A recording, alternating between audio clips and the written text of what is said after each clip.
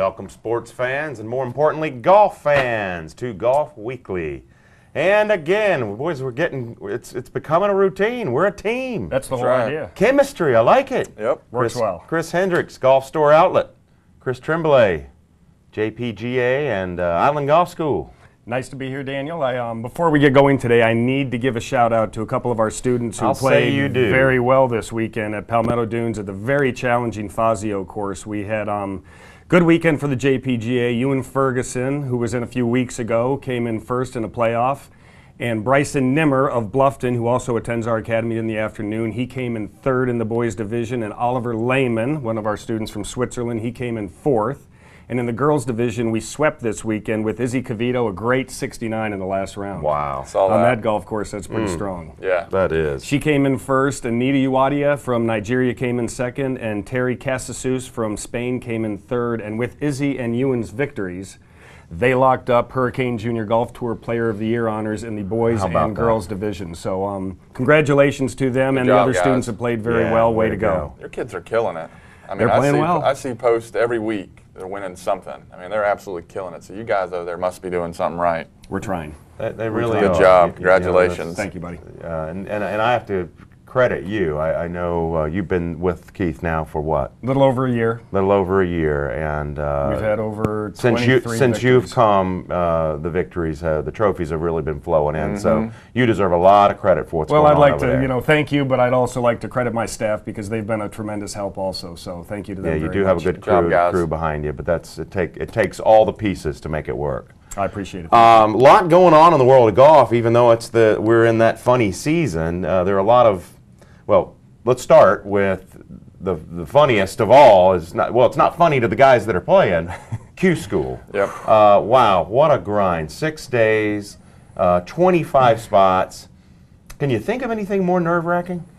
With a golf club in your hand? No. Maybe not other with that much on the line. A 6-footer to win the Masters. I just can't imagine the grueling pressure. That's a lot on the line too. It's a lot of golf. Yeah, and you saw there's always some really great Cinderella stories. I saw one kid whose father had just died passed away. He made it. Several other, what we call no names slid in there and got their dream maybe coming true.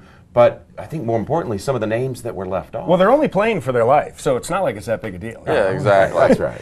Well, we had the medalist at 25 under from South Korea I love this name, Don Hwan Lee. Wow. Don Hwan.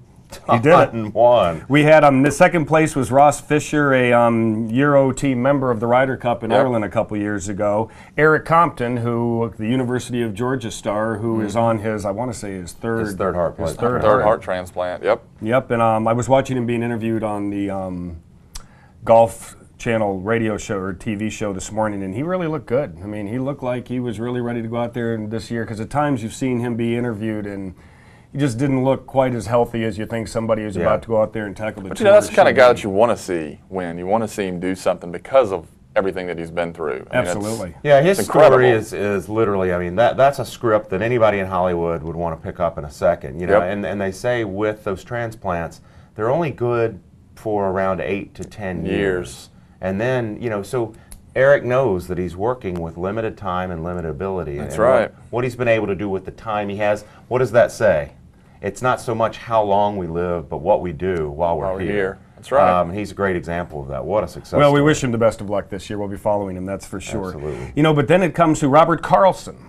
Okay, a name that probably most people that follow golf Swede. know very well. Well, he actually had to withdraw from the British Open this past year because he had the swing yips. He was swinging and hitting it so bad at the British Open in a practice round, he Winn-Dixied and left town. And he's been able to get it back together. He finished at 20 under and also got his card for next year. But like we talked about, Ian Baker finching it.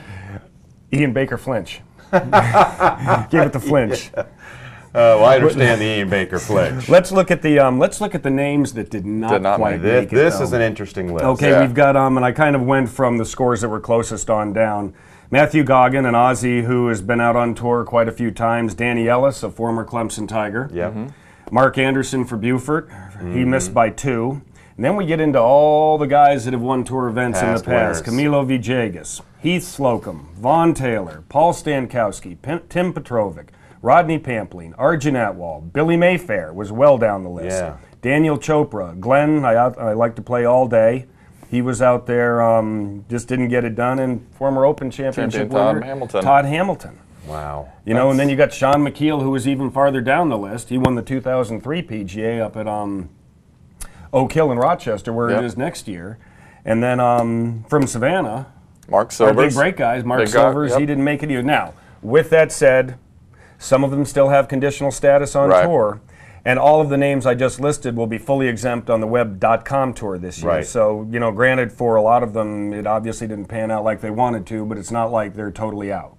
So they still have something to do. Well, I'm sure a lot of the players could care less that Camilo didn't make it because they don't have to compete with him. But I know a lot of women that are probably a little upset that he didn't get it back on. They enjoy watching him. Yeah, the Latin lover looks. They enjoy watching Spider-Man line up as Spider-Man, right? Sure. Yeah, we'll miss seeing that. I know we've got just real shortly, and we'll get back into this topic, but this long putter, the anchoring thing, the RNA, the USGA getting together and putting this ban on has created quite a controversy in the world of golf. Between a lot of players. It leaves a huge chasm in the game and a lot of questions that, again, we'll have to get back to in a later segment. But I'm looking forward to maybe even getting some viewers to comment, give us some questions, tell us what you think about that, and we'll start a little forum on that coming in future events. I guess I just don't understand, since it really came out in the early 80s when it became prevalent, how all of a sudden after 30 some odd years now it's a problem. There's a big split, I don't get big split feeling on you know, whether this should be done or not.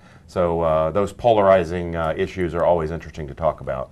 All the time we got. Good segment, guys. When we come back, we're going to be joined by David Warren, who's the Director of Marketing at Datour Island Club, to talk about a lot of the new changes and events going on there. Stay with us.